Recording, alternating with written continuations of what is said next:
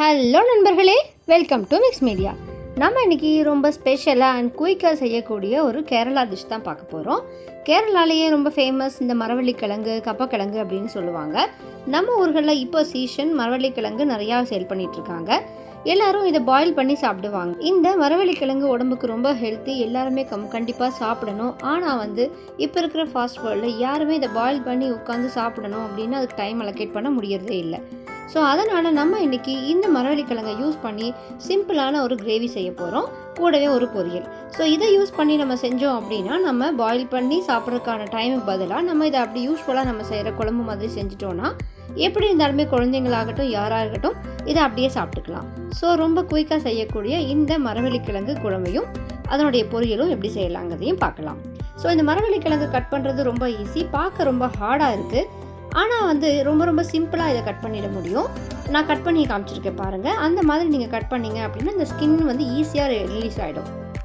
So இந்த மாதிரி skin out பண்ணிவிட்டு தான் நீங்கள் பாயில் பண்ணணும். யூஸ்வலாக பாயில் பண்ணி சாப்பிட்றதா இருந்ததுன்னா அப்போ தான் நம்மளுடைய கிழங்கு நல்லா ஒயிட்டாகவே இருக்கும். இல்லை இந்த ஸ்கின்னோட நீங்கள் பாயில் பண்ணிட்டீங்க அப்படின்னா அது கொஞ்சம் கலர் சேஞ்ச் ஆகிடும். ஸோ நீங்கள் ஜஸ்ட்டு பாயில் பண்ணி சாப்பிட்றதா இருந்துச்சுன்னா இந்த மாதிரி கட் பண்ணிவிட்டு ஸ்கின் அவுட் பண்ணிவிட்டு பாயில் பண்ணுங்கள். ஸோ நம்ம இன்றைக்கி இந்த குழம்பு செய்கிறதுக்காக க்யூபாக இதே மாதிரி ஸ்கின் அவுட் பண்ணிவிட்டு கட் பண்ணி எடுத்துக்க போகிறோம். ஸோ ஃபர்ஸ்ட் இதுக்கு நம்ம குக்கர் எடுத்துக்கலாம். குக்கர் ஸ்டவ்வில் வச்சுட்டு ஆயில் கொஞ்சமாக ஊற்றிக்கலாம். நான் இன்றைக்கி நல்லெண்ணெய் ஊற்றிருக்கேன். ஊற்றிட்டு கடுகு வெந்தயம் போட போகிறேன். போட்டுட்டு நல்லா பொரிஞ்சு வரட்டும்.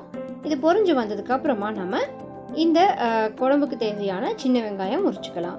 சின்ன வெங்காயம், பூண்டு இது ரெண்டும் உரிச்சு எடுத்துகிட்டு அதையும் நம்ம இது கூட ஆட் பண்ணிக்கலாம்.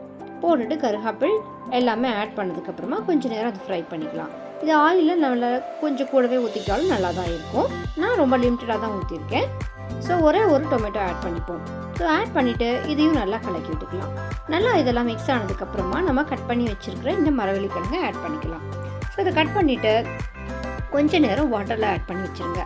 அப்போ தான் அந்த கலர்லாம் சேஞ்ச் ஆகாமல் இருக்கும். ஸோ எல்லாமே நல்லா கட் பண்ணதுக்கப்புறமா இந்த குக்கரில் ஆட் பண்ணிக்கலாம். போட்டுட்டு நல்லா வணக்கி கொடுத்துடலாம். கொஞ்சம் நேரம் அதை வணக்கிட்டோம் அப்படின்னா அதோடைய ஸ்டார்ச் எல்லாமே நல்லா ரிலீஸ் ஆகிருக்கும். ஸோ நல்லா வணக்கினதுக்கப்புறமா நம்ம இப்போது வாட்டர் ஆட் பண்ணிக்கலாம். வாட்டர் ஆட் பண்ணிவிட்டு இப்போ நம்ம குழம்புக்கு தேவையான வாட்டர் ஆட் பண்ணிங்கன்னா போதும். ரொம்ப வாட்டர்லாம் தேவையில்லை. இது கிழங்கு அப்படிங்கிறதுனால அதுவே ஸ்டார்ச்செல்லாம் ரிலீஸ் பண்ணும். ஸோ நம்ம குழம்பு குயிக்காக திக்காகிடும். அதுக்கு தகுந்த மாதிரியான வாட்டர் நீங்கள் ஆட் பண்ணிக்கோங்க. இப்போ நம்ம குழம்புக்கு தேவையான மிளகாய்த்தூள், சாம்பார் தூள் நம்ம வீட்டில் வச்சுருப்போம். அதை நீங்கள் 1 or 2 டீஸ்பூன்ஸ் ஆட் பண்ணிக்கோங்க. ஆட் பண்ணிவிட்டு தேவையான அளவு சால்ட்டு, கொஞ்சமாக மஞ்சள் தூள், கொஞ்சமாக பெருங்காயத்தூள் ஆட் பண்ணிக்கலாம். இது எல்லாமே போட்டு நல்லா கொதிக்க விடுவோம். கொஞ்சம் நேரம் கொதிச்சதுக்கு அப்புறமா நம்ம இந்த குழம்புக்கு தேவையான புளி, எலுமிச்சங்காய் அளவு நம்ம புளி எடுத்துக்கலாம். இந்த குழம்பு நீங்கள் சப்போஸ் கம்மியாக செய்கிறீங்களா இருந்துச்சுன்னா கொஞ்சமாக நீங்கள் புளி ஆட் பண்ணிக்கலாம். புளி தண்ணி நல்லா கரைச்சிட்டு இதில் ஆட் பண்ணிக்கோங்க.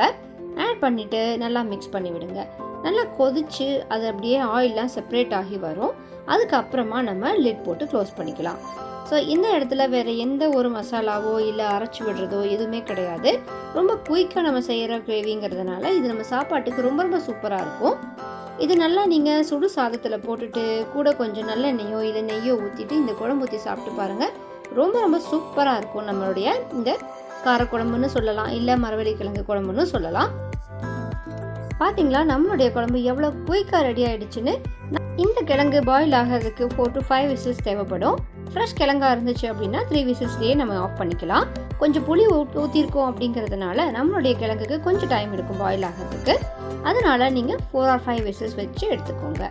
ஸோ அதுவே நல்லா திக்காக ஆகிடுச்சு நம்ம குழம்பு. அப்படியே சாதத்துக்கு ரொம்ப ரொம்ப சூப்பரான கிரேவி ரெடி ஆயாச்சு. இப்போ இதே கிழங்கு யூஸ் பண்ணி நம்ம பொரியல் ஒன்று பண்ணியிருக்கோம்.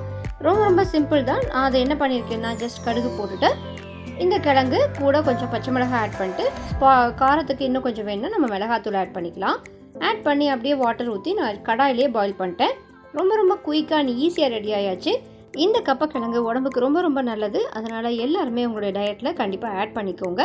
இதே மாதிரி இன்னும் பல ஹெல்த்தி ரெசிபீஸ்க்காக நம்ம சேனலை சப்ஸ்கிரைப் பண்ணிவிட்டு காத்துருங்க. டாட்டா, பாய் பாய்.